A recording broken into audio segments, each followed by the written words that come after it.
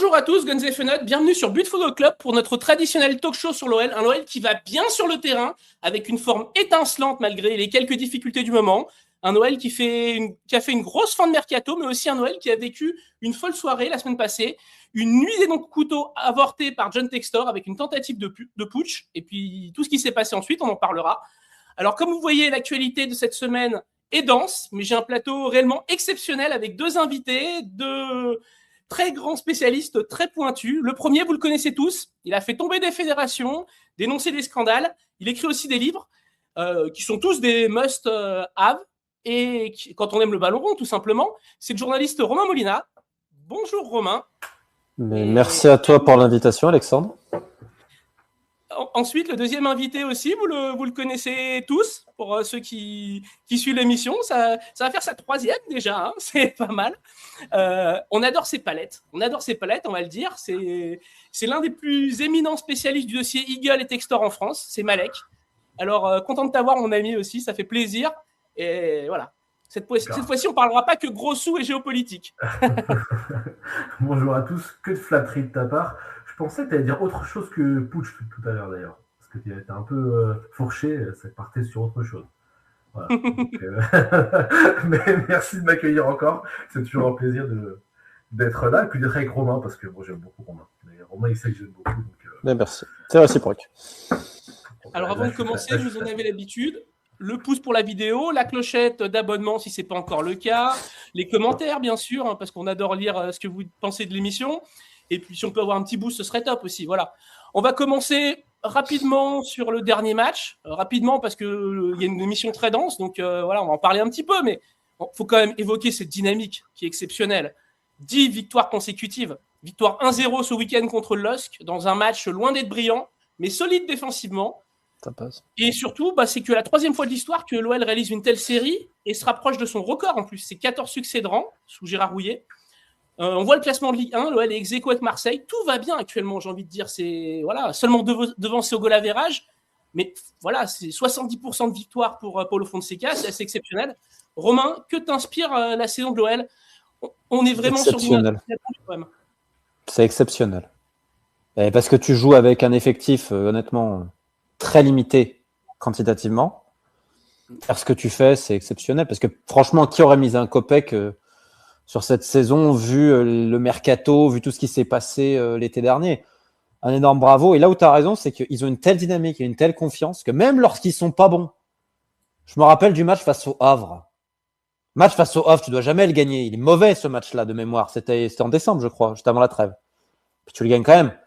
Et même quand t'es pas brillant, parce que tu as des limites, etc., les mecs, ils gagnent quand même. Donc, je pense qu'aujourd'hui, en Ligue 1, alors tu as Lens, mais je pense que Lens, l'OL et Angers, c'est les trois meilleurs clubs, vu leur budget, vu tout.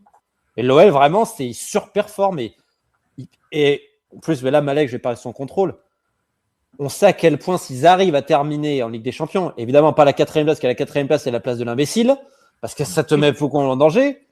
Mais si jamais l'OL termine dans les 3 par, ce serait l'un des plus grands accomplissements, je pense, du club sur les 10 dernières années, vu tout ça. Donc bravo aux joueurs et bravo au staff.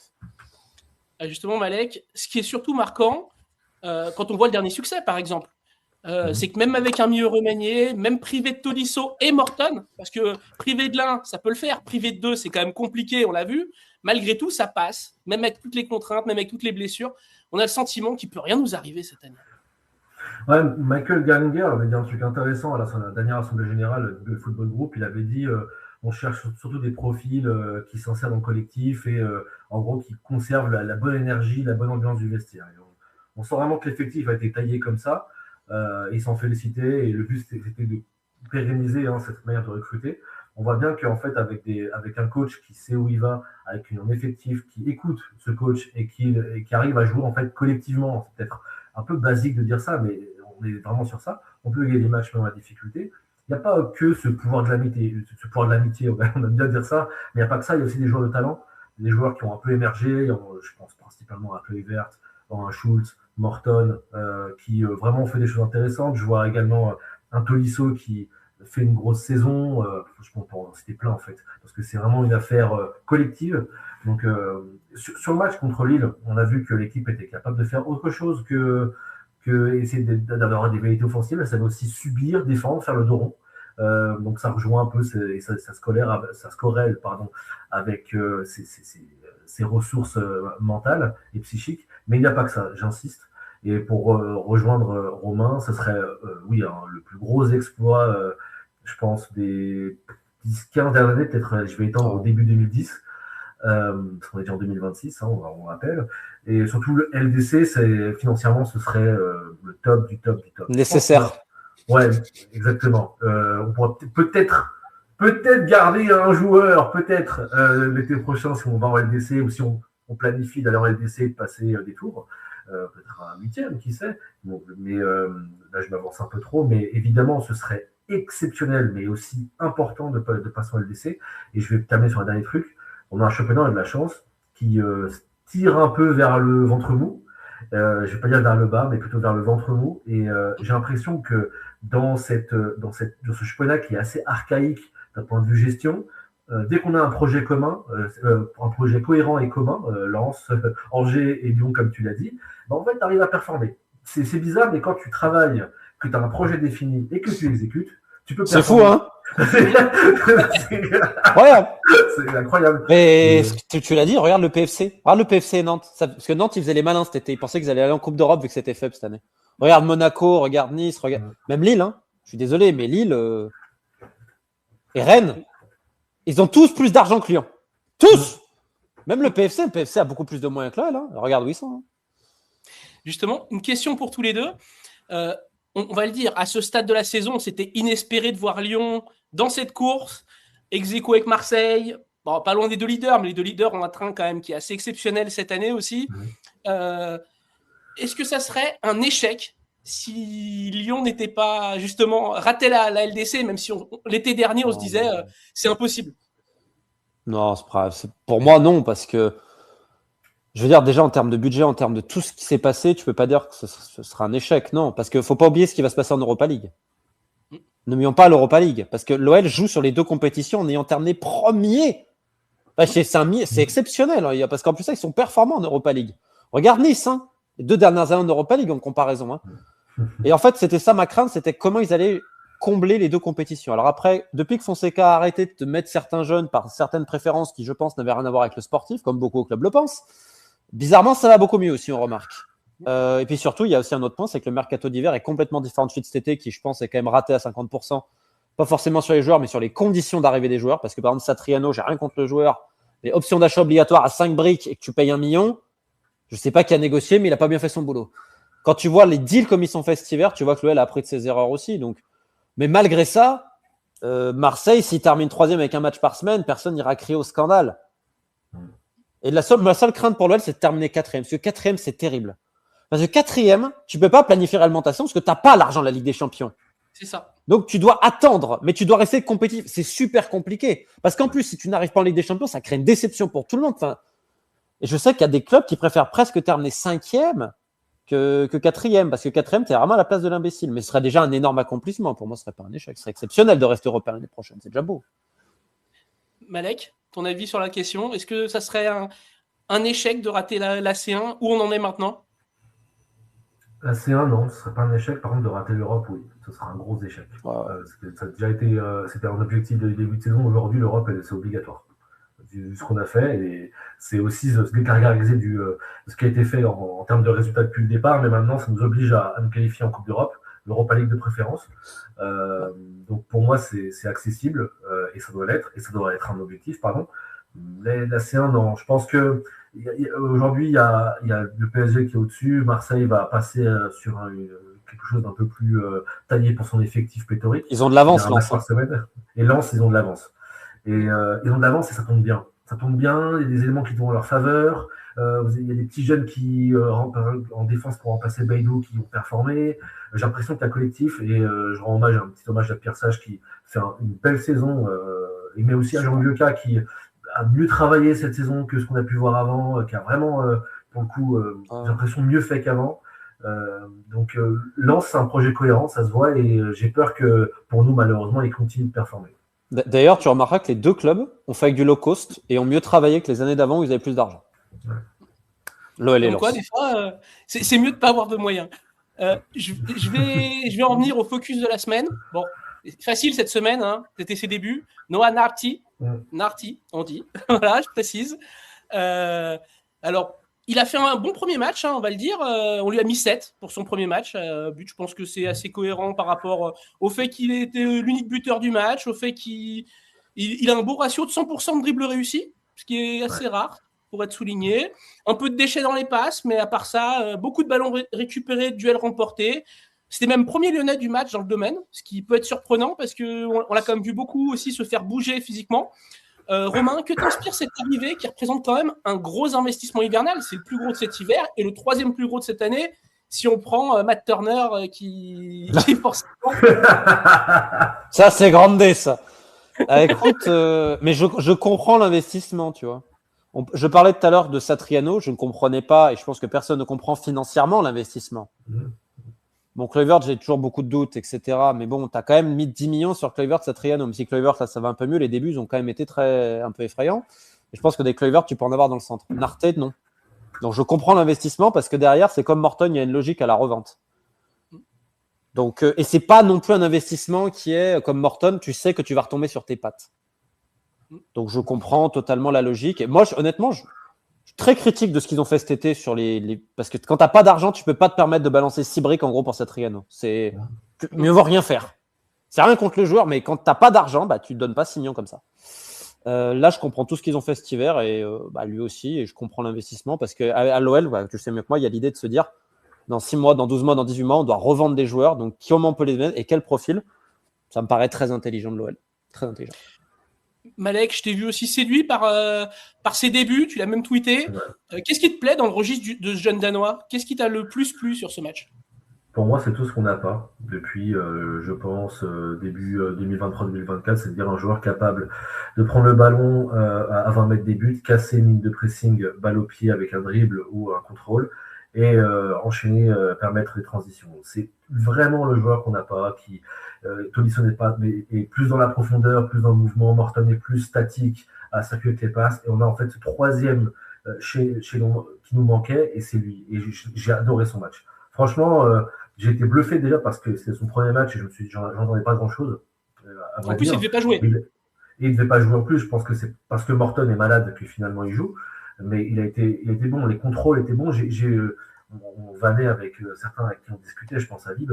On voyait un peu de Ndombele dans ses prises de balles, dans sa capacité à éliminer même pas un dribble, un contrôle, s'orienter face au jeu, tout de suite aller vers l'avant. J'ai trouvé vraiment super intéressant sur ça.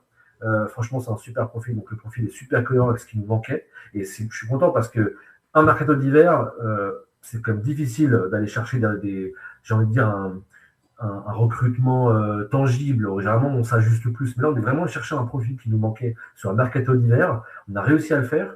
Et sur le prix, le prix, il est ce qu'il est. Je pense que pour un joueur comme ça, c'est le prix à payer, même s'il vient d'un championnat secondaire. Par contre, voilà, on va chercher un joueur qu'on est capable de faire, qui a un potentiel de revente. Évidemment, moi, je pense toujours au potentiel de revente, même si on me traite parfois de comptable quand je dis ça. C'est la réalité du club. C'est la réalité. La réalité du club, c'est ça.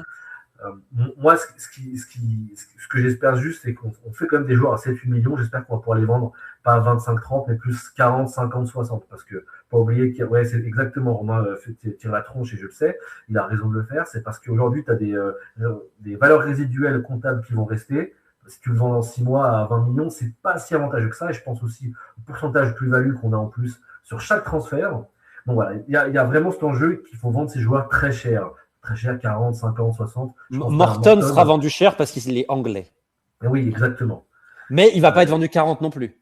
Par contre, tu me diras, vu les prix qu'aujourd'hui on a en Première Ligue, parce que ça, il faut en parler, hein, c'est un scandale ce qui est en train de se passer, notamment à Palace. Je sais que ça mange à Palace, que quasiment ça vient tout du même agent, etc. Tu as compris. Mais quand tu vois qu'ils ont mis 55 millions, j'ai du respect pour l'attaquant norvégien de Wolverhampton, hein, mais là, tu te dis qu'en effet, tous les clubs, ils rêvent en se disant, ils ont qu'à nous prendre un joueur, et ça nous compense le problème, comme on le voit. Il y a de moins en moins de transferts de France, de l'étranger. Regardez cet hiver. Hein. Tu as eu quoi? Tu as eu Robin Novas qui est sorti cher. Tu as eu Abdul Koné de Reims qui est sorti cher à Leipzig. Et tu as eu un transfert de Monaco en Arabie et Jacquet, voilà.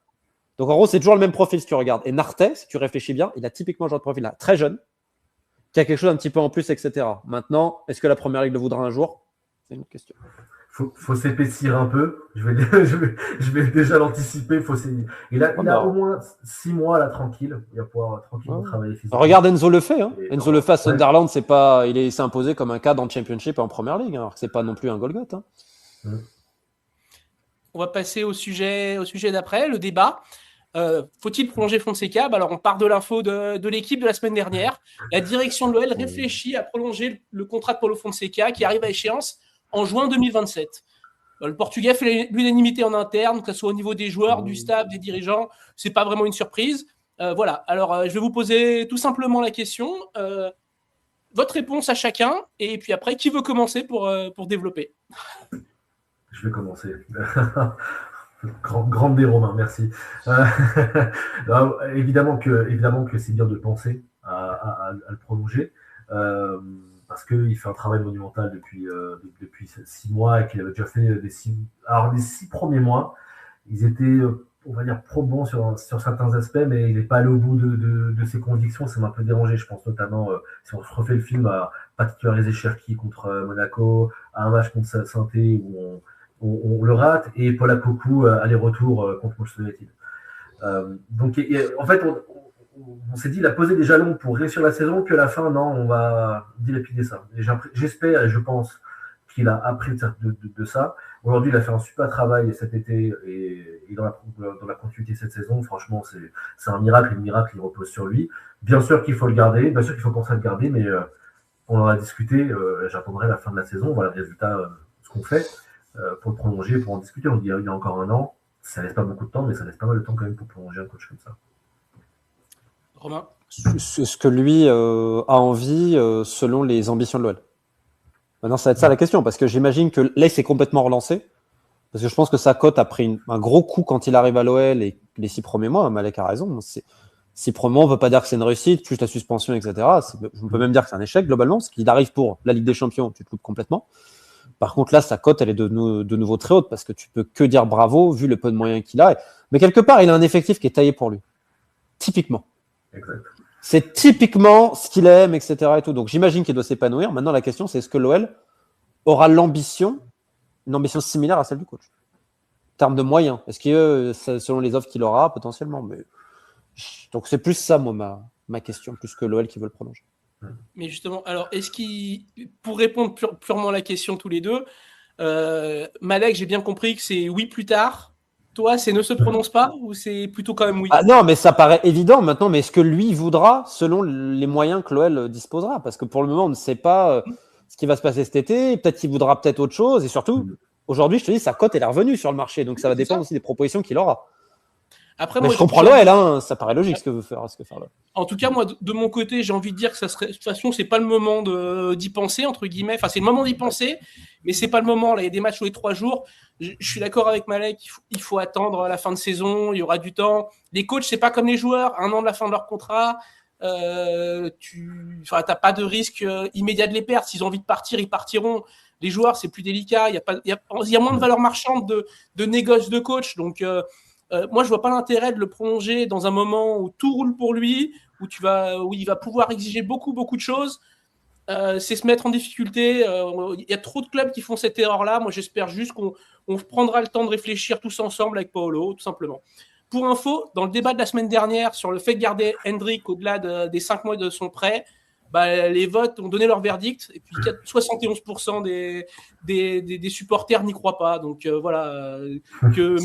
C'est impossible financièrement et c'est impossible avec la maman. Donc, oui, je pense que tout le monde est très lucide économiquement sur ce point-là. C'était le débat. La maman aussi. La maman. Elle n'acceptera pas que son fils, pour elle, son fils doit revenir titulaire au Real Madrid. Donc, Alors, on va passer au volet mercato. Volet mercato, on a eu un dernier jour assez épique quand même. 4 mouvements actifs effectués, 2 arrivées, donc Roman Yaremchuk devant, en pointe, plus le prêt payant 1,5 million d'euros, donc avec OA 5 millions d'euros quand même. Elle est obligatoire ou pas? Elle n'est pas obligatoire. Donc elle est mieux négociée que Satriano. Prêt, pour Yaremchuk, on viendra un peu plus tard. Il y a un volet à part sur lui. Prêt avec OA de Noam Camara. Donc là, elle est obligatoire par contre, mais elle a 4 millions d'euros. C'est un joueur c'est un prospect de toute façon. Dans le sens des départs, on a eu 2 prêts sans OA, des prêts, on va dire, à la Hendrick, pour permettre à des jeunes de se montrer à un niveau en dessous. Alors moi, je suis assez content parce que ça touche des clubs qui me touchent beaucoup. Alejandro Gomez, Rodriguez à Annecy, je pense que ça peut faire du bien. Et Enzo Molébé à Montpellier, forcément, ça m'a fait sourire. Mais il y a eu au dernier jour aussi quand même une offensive de Crystal Palace, offensive importante sur Ruben Kluivert, offensive repoussée de l'OL. Est-ce que, je vais commencer par toi, Romain, est-ce qu'on peut se permettre de repousser une offensive sur Ruben Kluivert quand on voit que l'offensive, elle aurait pu approcher les 30 millions d'euros quand même? C'est une folie. Même si je pense que ta question, mais tout le monde aura la même réponse. Mais normalement, tu leur dis merci, l'avion, il est là. Avec tout respect, parce que c'est inespéré.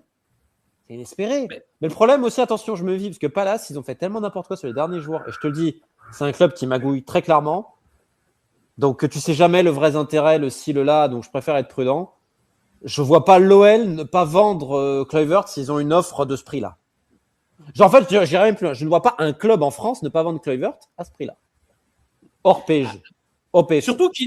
Surtout qu'il est, il faut préciser, il est remplacé parce que Noam Camara arrive. Donc, il y a un défenseur qui débarque au moment où il part. Noam Camara, si je peux me permettre, moi, j'ai jamais vu, mais par contre, les gens en Mauritanie, ça fait 2 ans qu'ils lui font le forcing pour rejoindre l'équipe nationale. Enfin, il est très coté, parce qu'il est franco-mauritanien, si je dis pas de bêtises. Et il est très, très coté à ce niveau-là. Donc après, je sais que même au PSG, il est assez coté en jeune, en tout cas. Malek, qu'est-ce que tu penses? Moi, je vais te lancer sur les 2 petits jeunes. Qu'est-ce que tu penses des choix de club pour Molébé et AGR? Moi, déjà, sur les 2, je ne comprends pas pourquoi ils n'ont pas été prêtés les 6 premiers mois. Parce que je crois qu'on essaie de les garder pour une question de communication, en fait, quand on a loupé le numéro 9. Parce qu'on a loupé le numéro 9, on s'est dit, tiens, on va se balancer les 2 noms des petits jeunes parce qu'on va les faire jouer. Finalement, ils ont un temps de jeu famélique. Et c'est une perte de temps pour ces gamins de rester 6 mois au placard ou en N3. Donc je suis content qu'ils les prêtent maintenant, même si je regrette un peu qu'on n'ait pas fait plus tôt. Sur le FC Annecy, moi j'ai lâché un petit tweet parce que j'aime beaucoup ce que fait le FC Annecy sportivement, moins ce qu'ils font sur les terrains à Genève, comme tu l'as évoqué Romain, mais le FC Annecy, en fait le coach Laurent Guyot, pour moi c'est un sorcier. Et la direction sportive, ça fait 3 ans en fait qui bricolent avec, 5-6 joueurs titulaires, puis qu'après ils mettent des gamins en prêt autour, puis ça marche. Ils arrivent à faire des milieux de tableau de Ligue 2, voire plus haut de milieu de tableau en Ligue 2. Franchement, en effectif, quand tu le vois, ça ne paye pas de mine. Ils ont formé, je prends l'exemple de Gadijan, qui est parti à Lecce. C'est une belle réussite de sortir un Gadijan à Lecce, défenseur central. C'est un genre Guyot, je sais pas ce qu'il fait, mais il est trop fort, vraiment. Et je suis content que AGR aille là-bas parce que c'est vraiment un endroit pour s'épanouir avec un projet qui correspond à son âge et à ses facultés, et surtout avec un coach pour moi qui est un formateur, qui s'est formé, et c'est pas loin de Lyon. Géographiquement, c'est toujours bien pour un joueur qui vient de l'étranger d'être pas loin de Lyon, de pouvoir rentrer. Et pour Molébé, Montpellier, ça va être un beau défi parce que Montpellier, c'est avec tous ses remous organisationnels, c'est quand même un club qui veut remonter, mais qui a mis un peu d'argent quand même sur certains joueurs, notamment je pense à Mendy en pointe, qui a gardé Savanier, qui espère remonter, et je pense qu'il peut ramener sa pierre édifice dans une remontée fantastique, pourquoi pas, en tout cas avoir des résultats. J'y crois, Romain, j'y crois. C'est plus que la remontée fantastique, là, à ce niveau-là. Hein. Non, mais fantastique. Après, c'est 2 équipes qui sont en course pour les barrages. Hein. Ouais, voilà. Les barrages, ils vont galérer y aller quand même. Hein. je pense au facteur. Je vois bien Annecy terminer devant Montpellier, d'ailleurs. Ouais, plus. Pour l'instant, ils sont 8-9. Les deux, ils ont autant de points, je crois. Ils sont à 3 points de. Les Annecy, deux sont c'est exceptionnel. Ouais. Sportivement, c'est exceptionnel, comme l'a dit Malek. Sportivement, Annecy, ce qui fait le coach là-bas. Montpellier, c'est quand même pas foufou. Hein. Vu les moyens qu'ils ont, c'est pas foufou. Hein. C'est vrai qu'avec Zoumana Camara, ça n'a pas pris comme ça aurait dû. Mais en tout cas, on a quand même le sentiment que les deux vont à peu près dans le même registre de clubs. Des clubs qui restent ambitieux en Ligue 2 sur la fin de saison, qui vont Montpellier, jouer. C'est pas évident. Montpellier a des égos et des mecs qui ont des statuts. Annecy, c'est plus tranquille pour un jeune. Hein. Par contre, il n'y a pas des conditions dans le prêt de Molébé des conditions de temps de jeu, etc. C'est 2 prêts à la Hendrick. Il y a des conditions de temps de jeu sur les deux, je crois. C'est de Alors près que la limite. Annecy, je comprends. Montpellier avec les joueurs qu'ils ont déjà. Ouais. Bah, et donc. Il peut jouer sur un côté, Molébé. Je pense que l'objectif, c'est comme de le faire circuler sur la. Oui, c'est sur, plus. sur la- Il, sur il- l'attaque. il peut finir à gauche, Molébé. Ouais. Clairement. Bon, il l'a fait Clairement. en Europa League. Bien c'était, sûr, mais tu à la place de Montpellier, quand même, c'est très risqué, je trouve, de leur part. Je vais venir plus spécifiquement, donc je ne l'ai pas abordé volontairement parce qu'il y a un slide sur lui. C'est le 9 parfait pour Fonseca, Yaremchuk. Donc j'ai donné quelques. Là, on va s'appuyer justement sur les stats d'Alexis, de DataScout, qui me les a gentiment fournis quand je lui ai demandé hier. C'était toujours un plaisir d'avoir ces infos.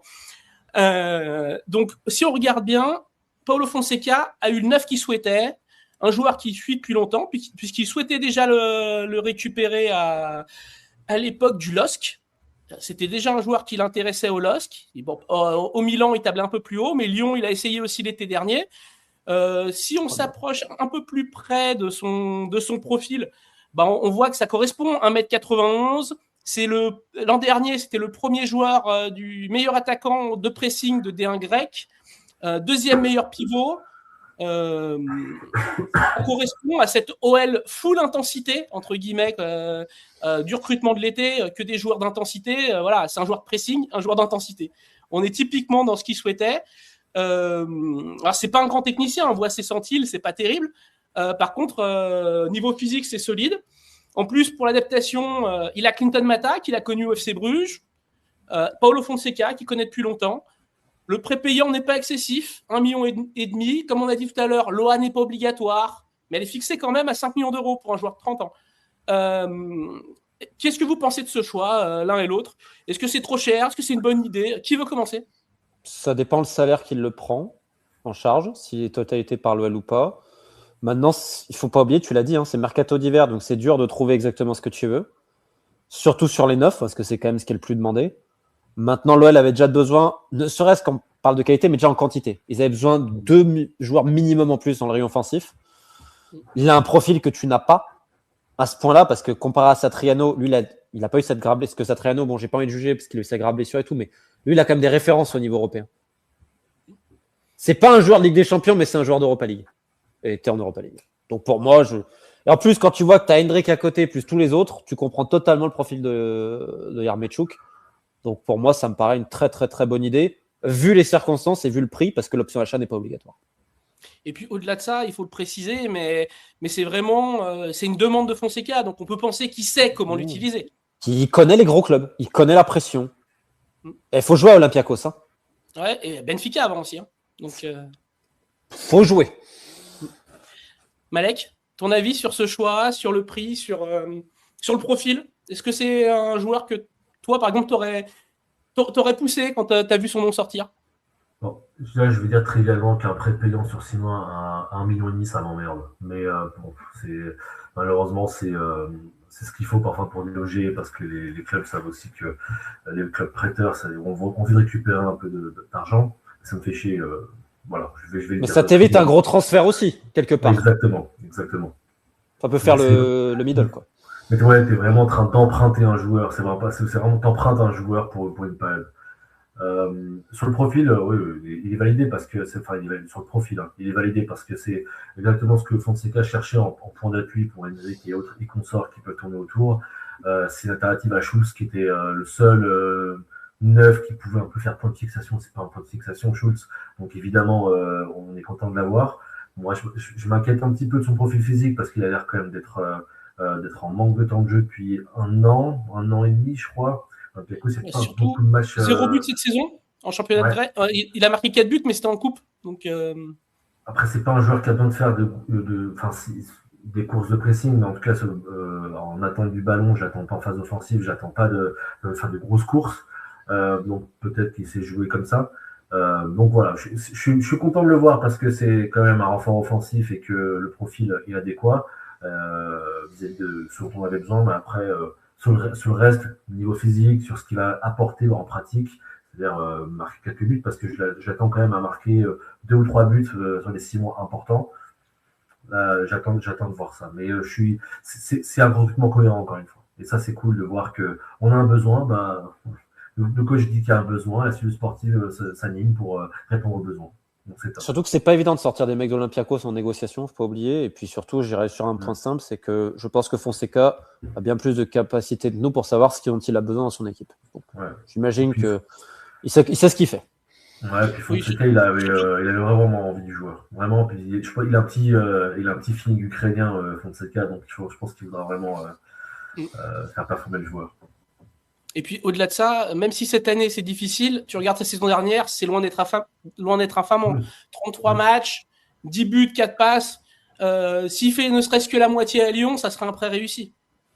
Même moins que la moitié, hein, parce que il y a Hendrick qui sera là pour faire des stats aussi, donc peut-être plus sur un travail d'ombre devant aussi. Peut-être que Fonseca va s'en servir aussi pour fixer vraiment et pour laisser tout le monde tourner autour de lui. En tout cas, ça ressemble beaucoup à Fonseca de faire ça. Donc, j'attends pas vraiment Yaremchuk sur des stats but, passe décisive. Je l'attends plutôt sur l'apport dans le jeu et capacité à maintenir le bloc haut, à maintenir une pression dans les 25 derniers mètres, 20 derniers mètres. Parfois, on a un peu de mal. Hendrick a eu du mal contre Lille, par exemple. C'est là qu'on dit qu'Yaremchuk aurait pu être utile face à un Andy, dans des défis physiques. Donc, c'est bien d'avoir une alternative comme ça et ça peut être quelqu'un de vraiment intéressant sur ça. Alors, pour conclure le volet mercato, on va quand même faire le bilan global. Là, on a tous les mouvements qui sont intervenus cet hiver, départ et arrivée. On a aussi la map. L'OL voulait 4 joueurs. Les 4 sont là. On peut le dire cette fois-ci, il n'y a pas de trou dans la raquette. Ils ont réussi à mener les mouvements. J'ai mis une balance hivernale à moins 14,6. C'est pas tout à fait exact, mais c'est plus la balance à partir de janvier. Parce qu'il y a eu la session de Sel Koumbedi qui baisse un peu ce prix-là, intervenu mi-décembre, si j'ai bonne mémoire. Mais voilà, en tout cas, à départ, Barizic pour 400 000 €. Satriano, qui a été reprêté après avoir été acheté, parce que c'est Satriano aussi qui gonfle le montant avec les 5 millions d'euros de la levée d'options d'achat obligatoire. Et puis les 2 prêts, donc sans option d'achat. Au niveau des arrivées, il y a celle qu'on a dit, et puis donc la levée d'option d'achat de Satriano qui augmente un peu le prix. On voit qu'on a 2 prêts avec un petit peu payant, on va dire, même si Hendrick, c'est un montant maximum, il faut le préciser, et c'est dégressif. Donc, s'il joue tous les matchs jusqu'à la fin de la saison, le prêt sera finalement à 0 et pas 1 million. Donc, entre guillemets, c'est pas plus mal. Mais voilà, déjà, quand vous voyez ça, la première chose que j'ai envie de vous demander à tous les deux, c'est est-ce que vous êtes quand même surpris de la teneur des emplettes? Parce qu'avec 15 millions dépensés, on est le club qui a le plus dépensé en Ligue 1 cet hiver, avec le Paris FC qui a fait le même montant.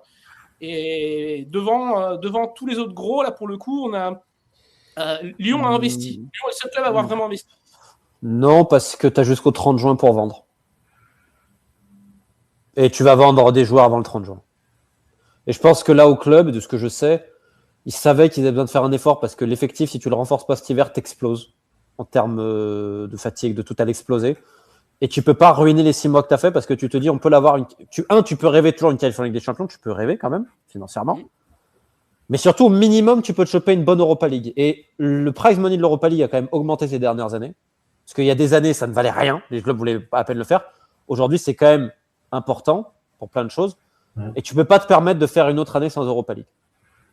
Et surtout, les investissements réalisés, il y a un point qu'on n'évoque pas trop, mais en termes de salaire, je pense pas que Nartes c'est un gros salaire.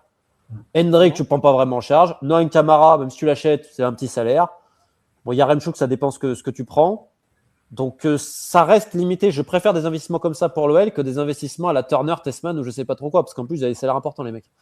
Donc, ça va parce que tout est calculé pour finir au mieux l'année afin de valoriser davantage tes joueurs. Parce que si tu fais une bonne année collective, tes joueurs seront mieux valorisés. Avant le 30 juin, tu pourras vendre plus cher certains.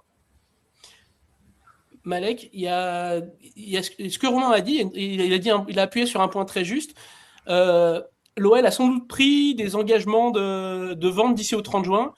Est-ce que tu comprends qu'on ait pris ce délai d'attente, enfin se dire 6 mois, on prend un petit peu de risque, ça s'apparente quand même à une prise de risque de ne pas avoir lâché Kluivert quand tu as peut-être eu ton approche la plus sympa. Comment tu vois ça, toi? Je pense qu'ils ont fait de bons calculs d'apothicaire pour voir qu'ils étaient peu ou pro à l'équilibre, notamment je pense aux critères UEFA. Et que en fait, s'il y a un bon prize money en Europa League, je pense que ça peut déjà compenser un petit peu. Et l'OA de Satriano, moi je l'attends comme en fait quasi obligatoire Donc pour moi, je le compte dans ma tête comme une vente. Hein. D'ailleurs, je pense que c'est ce mouvement qui a permis de faire un Narty. Parce que Narty bloquait et je pense qu'il manquait quelques millions pour le faire, pour augmenter l'offre. C'est une supputation. Hein. Mais on est sur quelques millions à l'équilibre de mémoire avec si on prend les amortissements en tête. Le club a joué qu'un truc qui je trouve super intéressant, c'est qu'ils ont réussi à faire sauter l'encadrement des indemnités de mutation, ce qui va être un peu plus libre sur les mouvements, c'est-à-dire de ne pas être obligé de vendre d'abord et pour acheter ensuite. C'est-à-dire on peut acheter puis vendre un peu plus tard. Donc dans cette optique, comme dit Romain, on va pouvoir se dire s'il faut vraiment, on peut vendre plus tard. Mais on peut prendre un risque sur 1, 2, 3, 4 mois et puis voir ensuite. Et ça, c'était cool. Par contre, effectivement, il faut toujours penser au compte, j'ai envie de dire, consolidé sur l'année. Il faudra être absolument à l'équilibre dans le déficit qui a été proposé à l'UEFA, qui a été soumis à l'UEFA. Et ça, c'est indéniable. Peu importe DNCG, j'ai envie de dire DNCG, on s'en fiche. C'est pas un de nos soucis ici, c'est l'UEFA qui est le plus important. Voilà. Évidemment qu'il faudra peut-être combler certaines choses, peut-être avec un gros parcours d'Europa League, on peut déjà combler ça. Quand je dis gros parcours, c'est demi-finale, hein, c'est pas s'arrêter en quart. Hein. C'est vraiment même la gagne. Donc voilà, je suis pas inquiet sur les. Je trouve que oui, parce que la gagne t'emmène en Ligue des Champions. Aussi, accessoirement. Et chapeau 1. Ça ne change rien sur le système actuel. Être chapeau 1 ou être chapeau 4, de toute façon, tu joues 2 chapeaux 4, 2 chapeaux 1, 2 chapeaux 2, 2 chapeaux 3. Donc. Ouais. Mais voilà, c'est plutôt. C'est une prise de risque modérée et elle est bonne, elle est bien mesurée et on a surtout des valeurs marchandes, des investissements qui sont mieux faits. Tu vois, Sulk, par exemple, j'ai rien contre lui, mais il est invendable pour faire une plus-value. Il n'y a aucun club anglais qui va se mettre dessus. C'est impossible. Tu l'as acheté 8 millions 8 millions C'est un joueur de République tchèque. En norme comptable, c'est 8. C'est-à-dire que je pense qu'il y a des bonus qui étaient obligatoires. C'est une catastrophe. Voilà. Non, mais c'est pas contre le joueur, mais en fait, c'est beaucoup trop cher pour la valeur d'un joueur de République tchèque. Et vu son profil, il n'a pas un profil de. Tu vas générer une plus-value sur un joueur comme ça? Le truc, c'est par exemple, si tu le vends cet été, mais par exemple, là, en Espagne, en Italie. Ils n'ont pas d'argent, les Espagnols. Exactement. Oublie. Italie, il n'y a pas d'argent. À moins Com, etc. Mais ils vont mettre combien pour un joueur comme ça? 12, après, 14. c'est les Allemands. Hein. Il avait toute la Bundesliga à ses pieds quand Lyon l'a fait. Il y avait au moins 5 clubs allemands, de ce que j'ai compris. Dans l'eau. Si les clubs allemands le voulaient vraiment, ils seraient en Allemagne. Ils ont plus d'argent que l'OL, ils auraient donné plus. En plus, si tu fais un calcul d'apothicaire rapide, et ça, c'est ma petite rengaine, mais si tu prends la valeur résiduelle à la fin de l'année, je crois qu'il a signé 4 ans, tu prends 8, il va rester 6. Un truc à la plus-value encore, qui a 10 ou 15 sur la plus-value, c'est-à-dire qu'une vente à 20, 25, c'est mièvre comme plus-value. C'est pas ce niveau de plus-value qu'on attend au club pour vraiment être en sécurité. Narté, tu peux le vendre cher vu le profil qu'il a. Sul, tu ne le vendras jamais plus de 20. J'y crois pas du tout. Parce que son marché, ça va être quoi? Ça va être la Bundesliga. Il n'a pas le niveau des top Bundesliga, je pense qu'on est d'accord. Il ne peut pas aller en Ligue des Champions Bundesliga titulaire aujourd'hui. Voilà, Dortmund à Leverkusen. C'est surtout un joueur de stats. C'est pas un joueur qui fait des différences. Donc, tu le vois à Leverkusen?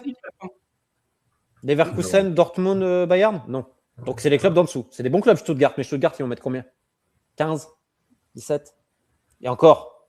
Donc, comme l'a dit Malek, Narté, je suis désolé, Narté, tu vois le profil, je comprends qu'ils le font. Narté, tu te dis, on peut peut-être en sauter 30-35 dans quelques années.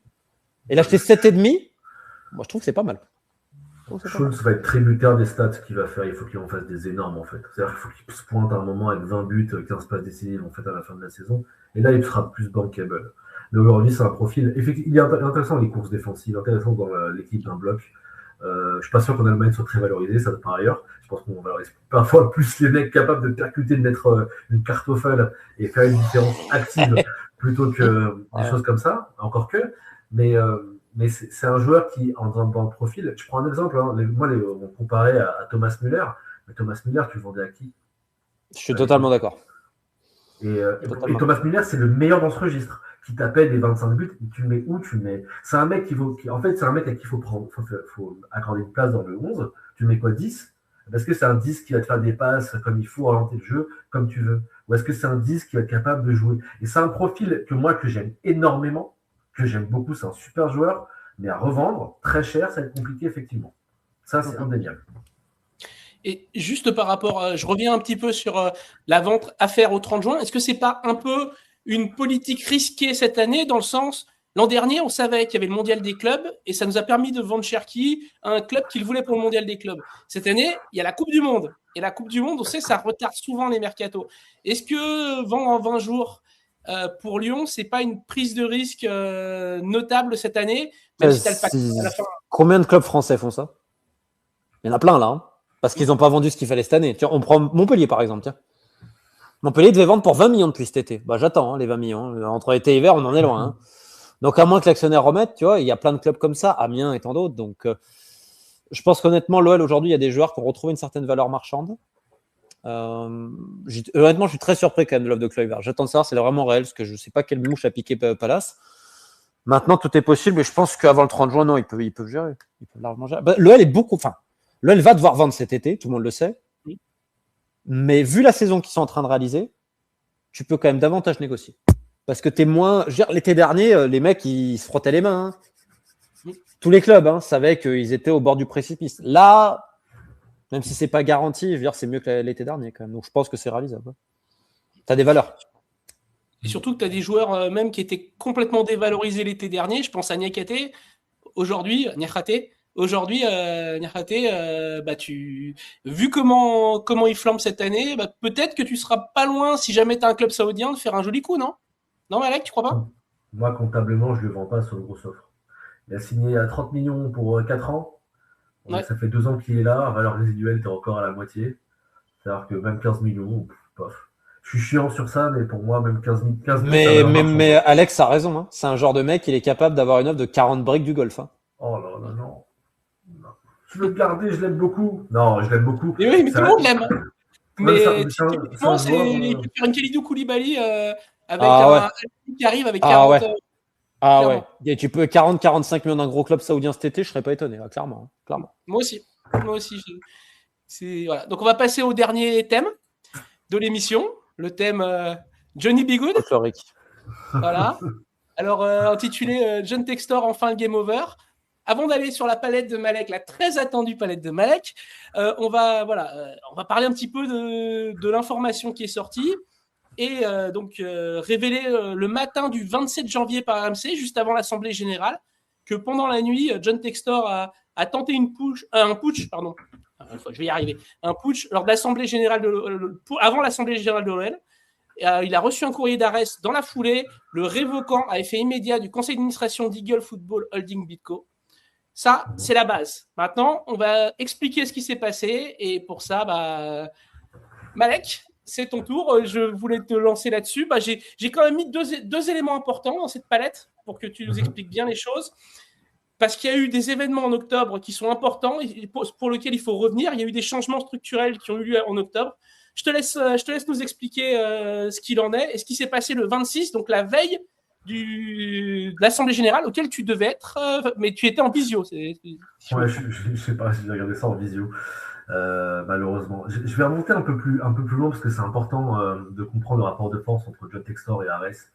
En fait, fin 2024, il y a la DNCG, vous savez, la DNCG où il y a la rétrogradation en Ligue 2 qui est prononcée conservatoire. Et à ce moment-là, il y a une discussion entre Ares et Textor, et j'imagine à ce moment-là en fait que c'est là que Ares a un peu tapé du poing sur la table en disant bon, on va restructurer la Bitco, la société actionnaire qui détient les autres clubs, on va modifier les statuts. Les statuts, c'est les règles, les contrats avec des règles qui régissent le fonctionnement de la société, et on va les mettre plus en notre faveur. Donc, ce qu'ils ont fait, c'est qu'ils ont mis ce directeur indépendant et ils ont fait en sorte au bord de Chris Malone. Chris Malone. Ils ont fait en sorte d'avoir Chris Malone, Affolter et John Textor. Donc, en fait, John Textor en affolter numérique, il ne peut plus prendre de décision tout seul. Et ce qui est intéressant, c'est que ces décisions sont importantes pour faire des prêts, pour faire des transactions au nom et pour le compte de la société. Donc, il était comme ça. Les changements, ils sont intervenus en mai 2025. Donc, il y a eu 3-4 mois, je pense, où ça s'est discuté, négocié. Et boum, à la fin, ça a été filé sur Compagnie Visa, sur le registre du commerce anglais. Une fois qu'il y a eu ça, il y a la DNCG. Il a été un peu mis à l'écart, visiblement, durant la DNCG. En tout cas, on a fait en sorte de ne pas faire valider son plan de sauvetage. Romain, c'est mieux que moi ça, mais les bruits, c'est qu'on a quand même fait en sorte, grâce au statut de la Bitco, de le mettre un peu à l'écart j'ai envie de dire, opérationnellement sur le plan de sauvetage. Si je dis trivialement, le plan de sauvetage présenté par Textor et ce qui a été validé ensuite, c'était peu pour la même chose, mais il manquait quelque chose, ce qui a fait que Textor n'est pas passé. C'est plus ou moins les bruits qu'il y a. Donc il y a eu ça, et puis ensuite, en fait, tous ces mouvements ont fait en sorte qu'Ares reprenne un peu la main sur BitCo et donc sur les flux entre les clubs. Donc on a bien vu que les flux entre les clubs ont été bloqués et qu'il y a eu des opérations de financement pour refinancer un petit peu les clubs Botafogo et Molenbeek. Précédemment, on a eu le filing des 80 millions, plus de 80 millions pour l'OL. Ça, on a pu retracer ça. Autre élément important, en plus des changements de CAO et Welsh qui sont arrivés fin octobre 2025, là, on a eu d'autres éléments qui ont été mis en place, notamment un nantissement de créances. Donc, c'est les créances qui sont dues à BitCo par Eagle Football Group et l'OL, donc qui ont été nantis, gagés au profit d'Ares. Donc là, on a un contrôle sur les flux. Et ça, c'est important parce que là, on a un peu le bœuf et les carottes. C'est-à-dire qu'on contrôle tout avec Ares, on contrôle indirectement avec le gage, en tout cas l'épée de Damoclès, sur les actions des clubs. Et là, on a l'épée de Damoclès sur les flux. Je vais mettre une petite parenthèse. On appelle ça un receivable pledge en anglais. C'est normalement un contrat qu'on met initialement, qui est signé. Il n'a pas été signé initialement. Moi, si j'essaie de réfléchir, je me dis pourquoi. Je pense que le Textor a demandé à ce qu'il ne soit pas signé pour qu'il ait la maîtrise des flux entre les clubs et qu'il puisse faire ce qu'il veut. Donc, c'est une erreur à laquelle on a remédié beaucoup plus tard. Mais Ares a fait que de remédier à des erreurs. Donc, on a eu ce mouvement entre Malone qui est parti, Thiago et Welsh qui sont arrivés, et on a eu cette mise en place. Et puis vient un peu, je ne parle pas de SASU en dessous, enfin des Football Group et SASU en dessous. Et le 26 janvier, donc on a eu cette nouvelle qui était assez surprenante sur Compagnie là. Moi, j'ai l'alerte, donc je reçois un email, je vois que ces Welsh sont sortis du board et il n'y a que Textor. Donc je me pose la question, je me dis qu'est-ce qui s'est passé? Parce que vous avez dans les statuts de la BitCo, une chose qui est très claire, c'est que le directeur indépendant qui est, je crois, Welsh, c'est pas de Welsh, c'est Welsh, ne peut être sorti qu'à deux conditions, c'est qu'il faut qu'il respecte les clauses d'un override agreement, qui était fait entre Ares et Textor. Donc, en gros, c'est Ares qui a déjà posé des conditions pour que le directeur indépendant soit sorti, ou alors c'est Ares directement qui le sort. Voilà, ça c'est le cadre des statuts de la BitCo. Bon, Textor l'a fait lui-même, donc évidemment, c'est un problème. Deuxième point, comme on est avant l'AG, il y a les votes qui sont partis. La société, pour qu'elle vote, on a son board vote, les deux avaient déjà voté. Donc, de ce qu'on a entendu, les votes étaient déjà partis, Textor n'a pas pu s'y opposer, donc finalement l'AG a pu se dérouler avec les votes de la BitCo, quand bien même il a fait son petit putsch, et derrière il a été révoqué. Alors le problème c'est qu'aujourd'hui, officiellement il est toujours directeur, il est toujours affiché comme administrateur, mais je pense qu'ils vont résorber ça, sachant que Welsh, je crois, on refuse de revenir des infos. Donc là on est dans une situation un peu avec l'océan entre deux chaises, où il faut refiler ce qu'il faut pour remettre l'administrateur. D'autres administrateurs peut-être, moi je propose Alexandre Corbeau, il n'y a pas de problème. Mais il faut quelqu'un, et Textor a été ousté. Donc j'imagine que le courrier était là pour rappeler à Textor, et ça c'est moi qui suppute, j'aimerais bien avoir accès à ce courrier. Vraiment, c'est le truc le plus excitant qu'on a vu ce dernier mois. Ils ont dû lui dire, votre en anglais, termination, la fin des mandats que vous avez provoqués au sein de la BitCo ne sont pas valides, les droits de vote sont partis, merci, au revoir. Et c'est aussi simple que ça. Donc, il y a beaucoup de storytelling, mais c'est aussi simple que ça. Et si un courrier a suffi pour repousser Textor, c'est évidemment qu'il savait qu'il avait enfreint ses règles. Je rappelle qu'il avait déjà fait ça chez Botafogo, quand il y avait Malone à l'époque. Il y avait Malone, et il a dit « Bonjour, je représente BitCo, parce que c'est moi, je suis au board, donc je vais faire une AG de Botafogo, c'est moi tout seul. » Et Malone l'a attrapé par le col en lui disant « Mais en fait… dans les statuts de la BitCo, il faut que tu aies mon accord pour faire ça, tu ne l'as pas eu, donc l'AG n'est pas valide. » Et il a fallu faire annuler l'AG de Botafogo au Brésil. Et ça, c'est mon dernier point que je vais faire, c'est une stratégie très textorienne. C'est une fois qu'on fait quelque chose, vas-y, fais-le annuler en justice.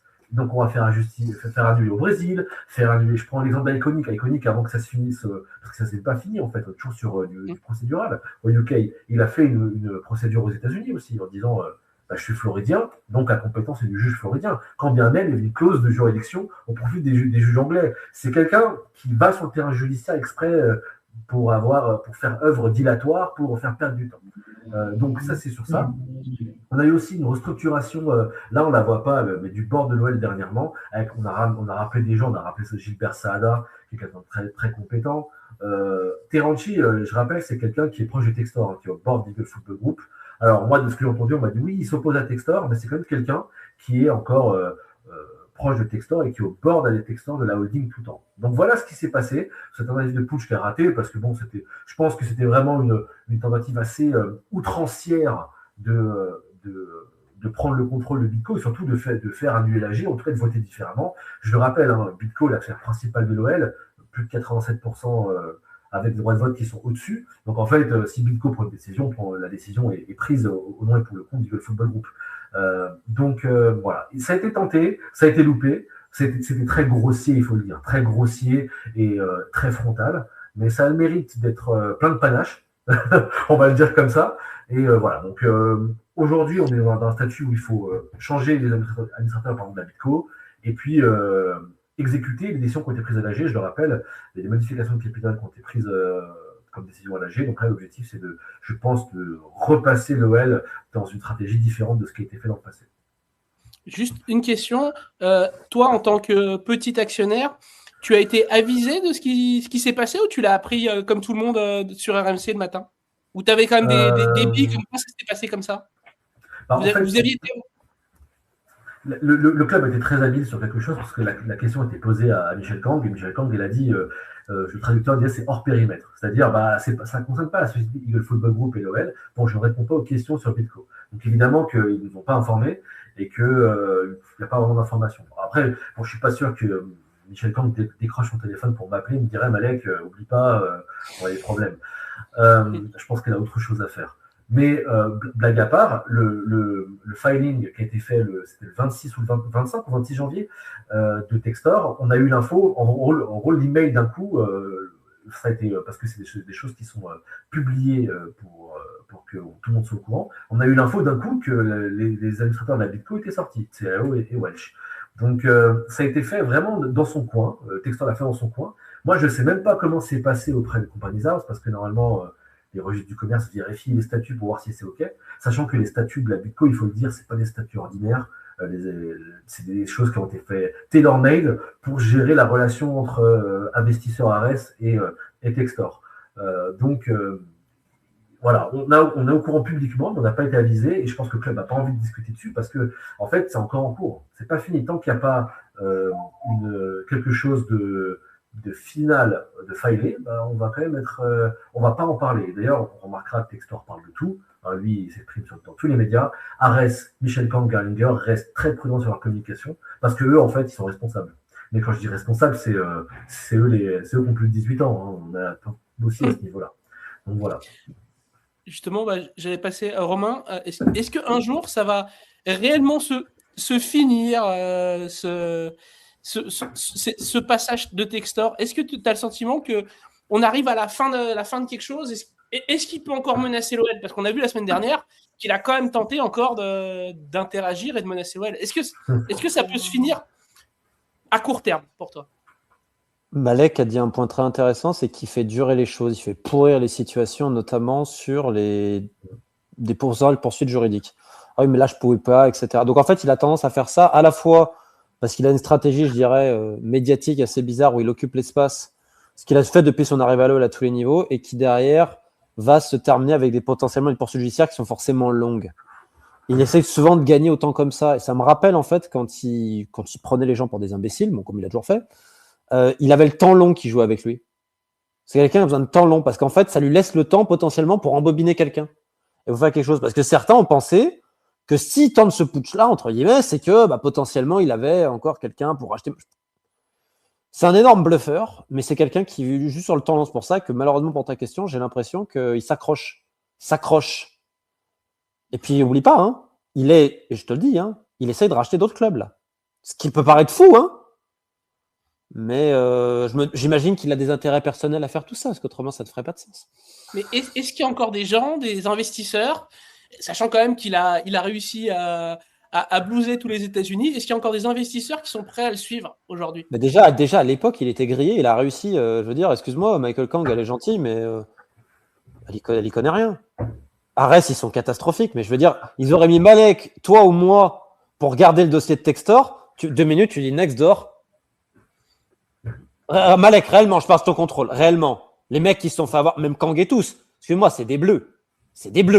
Ils comprennent rien à l'industrie du foot, rien, ces gens-là. C'est pas possible. Mais d'ailleurs, il y a eu un plan de com, moi je me souviens à l'époque, j'étais le premier à dire, mais Textor, il connaît rien au foot.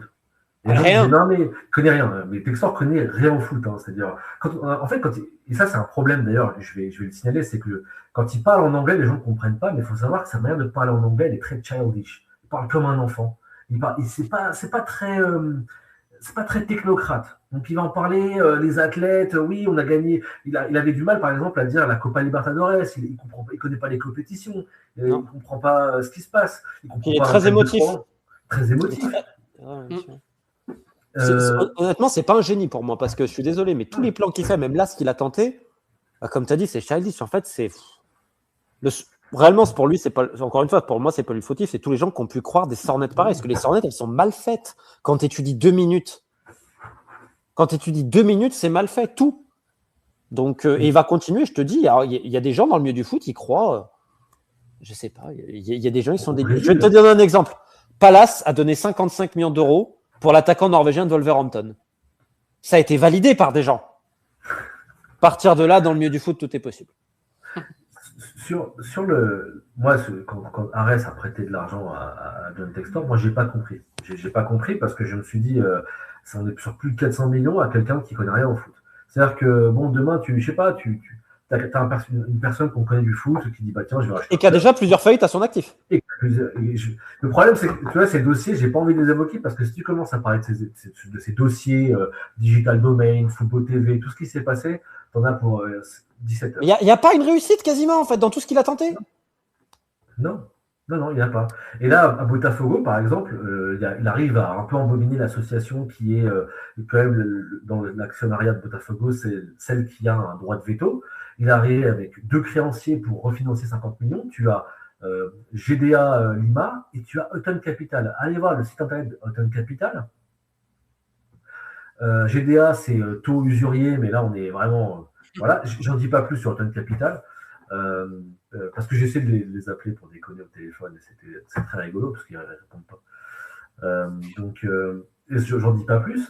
Mais il y a des gens, il a encore des moyens de financer, il a encore des moyens de faire des choses. Il a encore cette capacité à dire, bah, regardez, je prends otage Botafogo dans le giron, eh ben, je vous enlève un actif, je vous coupe un bras. Donc maintenant, si vous voulez l'OL, si vous voulez, on se répartit le gâteau, mais vous discutez avec moi. Rappelle-toi, Malek, quand les premiers mecs ont commencé à gueuler à Eagle, il leur a fait comprendre, ouais, mais si je coule, vous coulez avec moi.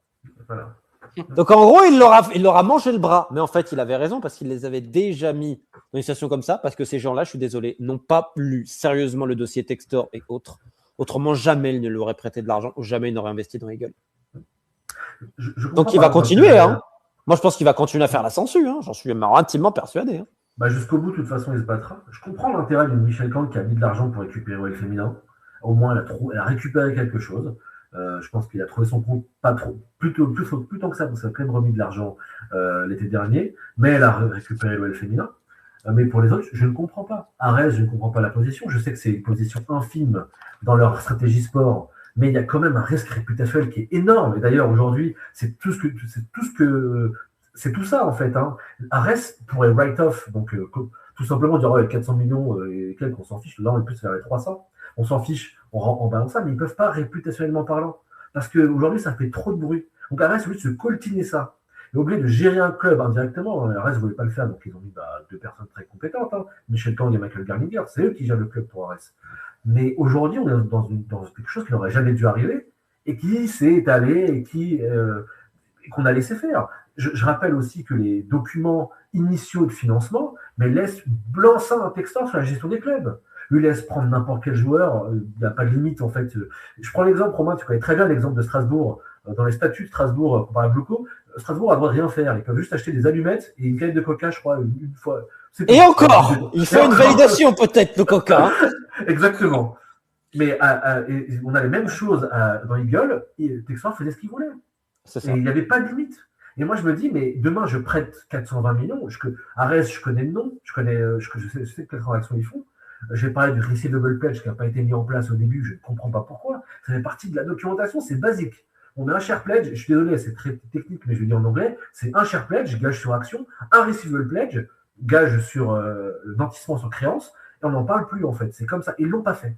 Et donc moi, effectivement, on se dit, ok, c'est passé, bien sûr, on est mieux aujourd'hui, mais pourquoi on est arrivé là?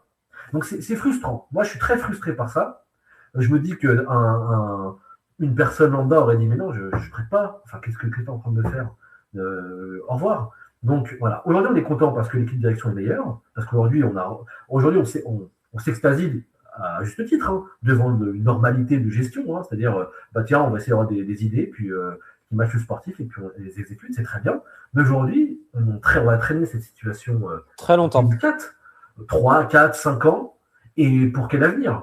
Voire plus à cause des droits TV du football français. Exactement. C'est pour ça que la qualif européenne est importante. Notre seule source de revenus. Elle est double, parce que tu as accès sur les droits domestiques en Ligue 1 aux droits européens. Exactement. Oui. Donc si tu ne l'as pas, ça fait. Voilà, comme Rennes cette année, Rennes, ils perdent 80 et 100 millions, d'où les ventes de Jacques Mété.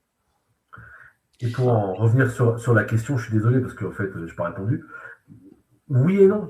Oui, parce que j'ai l'impression qu'elle était sortie de l'OL aujourd'hui, c'est sortie de Bitco, comme ils l'ont annoncé. Effectivement, la capacité à nuire à. D'ailleurs, Textor est moindre. Effectivement, Textor aime beaucoup rappeler que c'est holding Bitco. C'est vrai, mais bon, si il y a Bitco, c'est pour une raison, ça s'appelle Middle Company, et qu'elle a pour ségréguer la Bitco de la Holdco. C'est fait exprès. Et je rappelle qu'il y a une débenture donc c'est une sorte d'équivalent de nantissement sur les actions Bitco. Donc en fait, il est cloisonné, il est cerné de partout. Il n'a plus aucune possibilité de nuire à l'OL, vu qu'il est congédié au sein de Bitco et qu'il y a une usine à gaz pour protéger Arès. Par contre, la capacité de nuisance existe encore à Botafogo, parce qu'il est au bord et qu'il est protégé, et qu'il peut décider de toutes les choses au quotidien, qu'il peut emprunter de l'argent peut-être via Botafogo directement, créer des liabilities, donc créer des dettes, un endettement plutôt, c'est plus juste.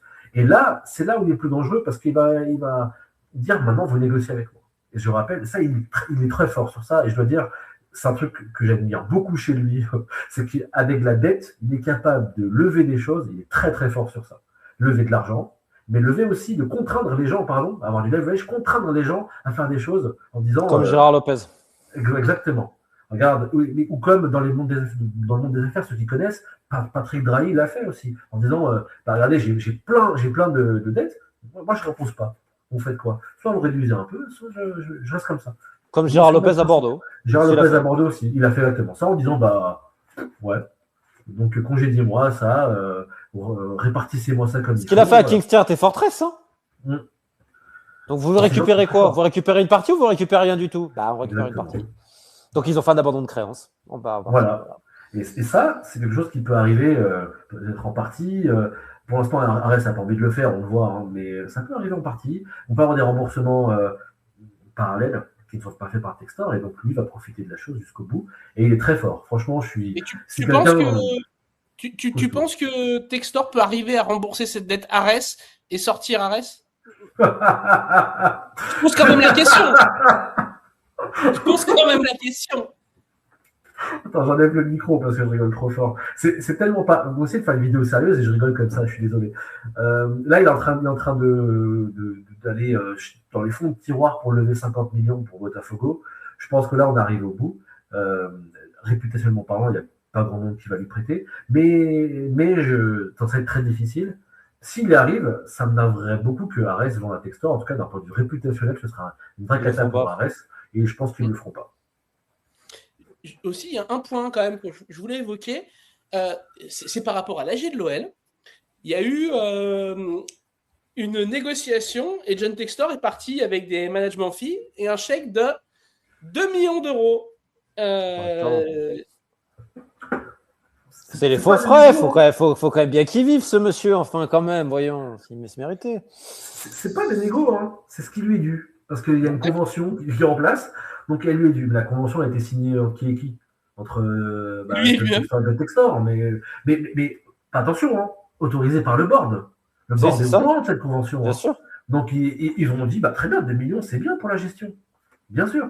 Donc ça, c'est aussi un point, et je ne veux pas trop m'étaler dessus, parce que parfois c'est frustrant de voir, parce qu'une société normale qui marche, vous avez un board, tout le monde s'assoit autour de la table et dit, qu'est-ce qui se passe? Toi, ce contrat, moi je ne suis pas d'accord, attention, on fait ci, attention, on fait ça. Et parfois, j'ai l'impression que le contre-pouvoir au board du Football Group, non, John, c'est ce qu'il fait. Peut-être, Parfois, c'est frustrant. Quand on voit le résultat, moi, en fait, je me dis demain, je suis au bord, je dis non, en fait. Je dis bah non. Il y a eu un petit porteur qui, visiblement, a pris la parole dans l'AG Oui, pour s'opposer quand même. oui, il s'est opposé. C'est très bien de prendre la parole comme ça. Le problème à l'AG, bon, les petits porteurs font ce qu'ils peuvent pour essayer d'apporter quelque chose, pour apporter une sorte de contre-intuition, on va dire ça comme ça, même si Michel Kang et Michael Gallagher sont très au courant que ça choque d'avoir une convention comme ça. Mais c'est une convention en fait, la convention choque parce que, bon, elle était en place sous Jean-Michel Aulas, mais on se dit évidemment, Jean-Michel Aulas, on va dire que c'est compensé, il a investi beaucoup d'argent, il y a une gestion qui a été bonne pendant des années, on parlera des 5 dernières années euh, qui ont été mauvaises, il faut le dire, mais bon, il y a quand même eu quelque chose de positif. John Textor, de l'autre côté, on a eu un mandat qui a fait faire couler le club. Ça choque. C'est des conventions standards. Le problème, c'est que parfois, il faut anticiper, peut-être essayer de faire mieux. Mais en tout cas, c'est des conventions qui sont approuvées par le board et le board est au courant. Et dans le board, allez voir qui y avait au board, c'est les gens à qui vous faites remonter vos doléances. Donc voilà, c'est choquant, mais c'est pas choquant. Vraiment, là, je le dis peut-être cyniquement, c'est le monde des affaires dans son acception la plus cynique.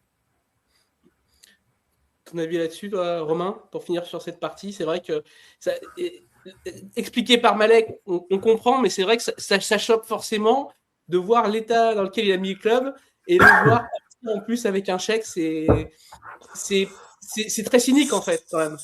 Ouais, mais il l'a dit, quand il n'y a aucun contre-pouvoir et que les gens sont dans le déni et ont été séduits par son numéro de charme, bah voilà ce que ça donne. Ce qui montre à quel point les contre-pouvoirs sont importants dans le milieu du football et que ce n'est pas le seul à faire ça. On a parlé de Gérard Lopez, mais que dire de Ahmed Schaffer à Clermont, qui, lors de la saison en Ligue 1 de Clermont, récupéré par sa holding, je crois en management fee, je crois que c'était plus de 300 000 € le mois, si je dis pas de conneries. Je crois qu'il prenait 3,6 millions l'année à Clermont-Ferrand. Donc Textor, petit joueur à côté d'Ahmed Schaffer. Petit joueur. Donc non, mais tu vois, en fait... Non, mais tu imagines, c'est passé aussi. Donc ça montre bien que le problème, malheureusement, il dépasse John Textor et que je pense qu'aussi il faudra un minimum de régulation de nos instances. Parce que tu vois, il y a eu certaines choses à l'OL, à un moment donné, on aurait pu mettre quand même le haut là avant. On aurait pu avertir. Mais la DNCG est une blague. Donc, en fait, la DNCG, c'est comme le Père Noël, ça engage que ceux qui y croient.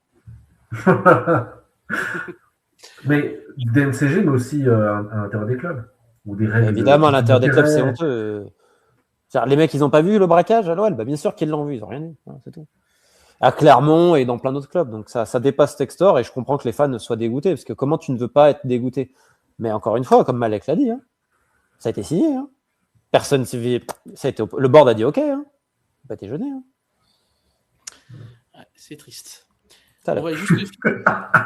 oui, ça ne rien de le dire. On va juste finir sur le calendrier de l'OL, parce qu'il peut se densifier, ce calendrier. Ça, c'est mieux, là. Un peu de sportif, un peu de foot, Alex. Ouais, voilà. Bah, c'était juste, on va finir là-dessus. Calendrier de l'OL, donc demain soir, vu que la vidéo sortira à 20h, demain soir, Laval. Laval en Coupe de France, un match petite audience. Pour l'instant, on annonce que 16 000 personnes au Groupama Stadium pour ce match. Il va battre des records si on reste là-dessus. C'est dommage qu'il ne soit pas à Laval. C'est dommage qu'il ne soit pas à Laval. Laval qui vit une très mauvaise saison en Ligue 2 d'ailleurs, hein, qui pourrait tomber en national. Autre club qui aura des soucis financiers vu. Cette petite poussette, cette coupe de France, c'est l'équipe la plus mal classée des deux divisions, vu que cette année, la Coupe de France, en 8e de finale, les 16 derniers, ben, c'est de la Coupe de la Ligue. T'as que de la Ligue 1 et la Ligue 2. C'est sérieux. Quand tu vois leur projet de rénovation de stade à 40 briques à Laval, bref, il y a vraiment des choses dans le foot français, je ne comprends pas, mais c'est un autre débat. Ensuite, on enchaîne sur Nantes en déplacement à la Beaujoire. On va retrouver encore Anthony Lopez, on verra bien. Nantes qui va pas bien actuellement. Ensuite, on a une petite période de tranquillité, un match par semaine, mais avec des matchs quand même importants. Réception de Nice, retour de Claude Puel. Déplacement à Strasbourg à la Méno. Déplacement au Vélodrome à Marseille. Point important, si l'OL arrive à Marseille avec 4 victoires, ça sera le match pour battre le record de victoires consécutives. Ça tombe sur Marseille. Ça va être dur d'aller gagner à Strasbourg quand même à la Méno. Oui, je pense, oui. Ensuite, quart de finale potentiel de Coupe de France, si ça passe contre Laval, donc 3 jours après. On enchaîne avec le Paris FC. Et enfin, retour de la Coupe d'Europe. Et là, ce sera en déplacement, le match aller, vu que Lyon, en terminant premier, est assuré, s'il se qualifie, d'aller jusqu'à la finale en jouant tous ses matchs à domicile en retour. Donc voilà pour le calendrier.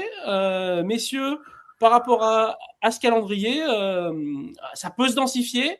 Mais est-ce qu'on peut, quand on voit les dates là comme ça, on se dit là on est à 1 mois et demi, il y a encore 8 matchs. Est-ce que ça peut tenir quand même avec l'effectif, comme le sentiment c'est là où tu dois prendre les points. Là, tu dois faire un carton plein quasiment. Nantes, Nice, PFC, tu dois déjà prendre 9. Parce qu'après, tu auras peut-être des blessés, etc. Et tout. Et je crois qu'après, c'est le calendrier qui commence à se compliquer pour l'OL, si je dis pas de bêtises. Je crois que sur la fin, il est moins évident. C'est surtout la dernière journée, tu finis par Lens, à domicile. Ouais, mais tu auras le PSG, tu auras des équipes un peu pénibles après. Après, en déplacement, tu as Marseille. Parmi les gros, comme tu as beaucoup joué de gros à domicile, il te reste plus que Lens, je crois, à domicile maintenant. Tous les autres, ça va être à l'extérieur. Marseille à l'extérieur, Paris à l'extérieur, Lille, c'est fait. Tu as quand même fait l'écart pour la 4e place et même la 5e, j'ai envie de dire, qui est qualifiée en Europa League. Tu as quand même un beau matelas pour au minimum l'Europa League. Après, dans les non, j'y crois pas une seule seconde. Pas une seule seconde. Mais dans le jeu, ils sont pas bons. Non, ce que je veux dire, c'est que tu as encore Rennes à domicile. Tu vas gagner. Et Lens. Il te reste Rennes et Lens à domicile, et tous les autres, c'est à l'extérieur, tous les autres. Donc, prendre les points la force de l'OL, c'est qu'ils ont pris les points face à des adversaires plus faibles. Plus fort plutôt. C'était les plus faibles, c'est là où ils ont le plus perdu, c'est l'équipe du haut. Pas dernièrement, hein. Regarde Lille, là dernièrement, je te parle dernièrement, les matchs qui comptaient, ils ont réussi à les gagner. Hein. Donc, non, mais ce que je veux dire par là, c'est que Lyon, exception faite du PSG et de Rennes, tous les top 8 ont perdu contre Lyon depuis le début de la saison. C'est les seuls dans ce cas-là. Pardon ? Monaco notamment. Oui, Monaco, Lens, Lille 2 fois, Marseille, Strasbourg. Sur le début de saison, c'était l'inverse, mais sur ta grosse série là, t'es pas bon face aux petits et t'arrives à les gagner. Je pense au match face au Havre où tu dois jamais gagner, mais tu gagnes. Oui, ils ont eu du mal en fait en octobre, première vague de blessés, mais là on est sur une nouvelle vague de blessés ces derniers temps, depuis Synthétique de Berne, qui est quand même assez affolante. Il n'y a pas d'excuse pour faire 3 sur 3, là, Laval, Nantes et Nice. Oui, normalement. Oui. Malek, un dernier mot sur le calendrier ? Je trouve. En fait, j'étais très pessimiste vis-à-vis de l'effectif quand on a parlé de la fin de l'année civile précédente. Là, je suis plutôt optimiste. On a la profondeur de banque et profondeur d'effectif qui peut nous permettre de faire de bons résultats. Évidemment, Strasbourg-Marseille, c'est un peu plus compliqué à l'extérieur. Et c'est là qu'il va falloir faire preuve de pouvoir, de l'amitié pour aller chercher des gros points, parce que si on fait la différence contre ces équipes, on peut dire que l'Europe est quasiment entérinée, je me positionne là-dessus, l'Europe est quasiment entérinée si on gagne, si on fait un Nantes, Nice, Strasbourg, je pense qu'on peut d'ores et déjà célébrer une qualification européenne. Et après, il y a vraiment ce qu'il faut en termes d'effectifs, donc je suis content, de variété, on peut aller chercher quelque chose, je suis plutôt optimiste, autant j'avais du mal à me projeter sur la fin de la série dernière, autant là je me suis dit il y a de quoi attaquer, il y a de quoi avoir des vraies velléités de résultats et d'objectifs. Quand bien même il y a l'Europa League, quand même la Coupe de France. Je pense que, et ça c'est un petit mot de la fin sur ça, je pense qu'on a des adversaires qui sont en train d'hésiter, qui sont dans le doute de partout. Regardez là ici Marseille, Strasbourg, Nice, c'est dans le doute, le PFC on ne comprend pas leur projet non plus. Nous on est sur notre force avec un effectif. Et puis il y a une atmosphère conciliante à Lyon. Oui, visiblement, de ce que j'ai compris, ça m'a beaucoup fait rire. Bon après, est-ce qu'elle est conciliante ? Oui, parce que ça bosse bien, puisqu'il n'y a pas de vague à faire en ce moment. Mais quand c'était John Textor, est-ce que c'était conciliant ? Je me pose la question, ça. Non, mais je sais pas. Marseille, c'est à géométrie variable, les critiques. Ils admirent Lyon à géométrie variable, quand ça les arrange. Oui, je sais que tu le prends comme une attaque pour toi, évidemment, et il faut comme les autres journalistes. Je pense pas qu'il y ait un esprit conciliant autour de Lyon. Je pense qu'il n'y a pas assez de critiques parfois, ça je peux le dire. Pas assez forte, pas assez en anglais aussi. Mais blague à part, le club est impressionnant dans dans sa saison, et donc forcément, l'ambiance s'en ressent également. Et tu veux dire quoi, Fonseca? Pourquoi t'es pas premier? Bah non, évidemment, les résultats sont au-dessus des espérances, et ils sont très bons, et on a un effectif taillé pour aller chercher quelque chose en fin de saison. Ce mercato d'hiver était tellement bien géré qu'on peut qu'être optimiste avec ce calendrier et espérer quelque chose. Là, en mars, on verra vraiment, on se situera. Bah, messieurs, je vous remercie. C'était une émission très dense. On a abordé beaucoup de sujets. Plus de sportifs pour une fois, Malek, hein, ça fait du bien. On voit qu'il touche aussi en sportif quand tu lui parles sportif. Romain, merci. Pas de souci. Tu sais qu'à la base, Alex, petite blague, mais j'aime le foot à la base. Voilà, je le rappelle, parce que c'est bon. Oui, mais je le sais, moi, mais c'est vrai que comme on convoque tout le temps pour parler économie, des fois on oublie que tu touches aussi ce qui est foot, et c'est plaisant. Crotte, hein, voilà, c'est le mot de la fin. Ouais, bah, je vous remercie en tout cas de votre présence. Merci, C'est Alex. une émission de légende. Je vais À vous. Merci les gars, et puis bah, merci à tous ceux qui regardent la vidéo, et à la semaine prochaine pour une nouvelle émission sur l'Olympique Lyonnais. Ciao. Ciao. Ciao.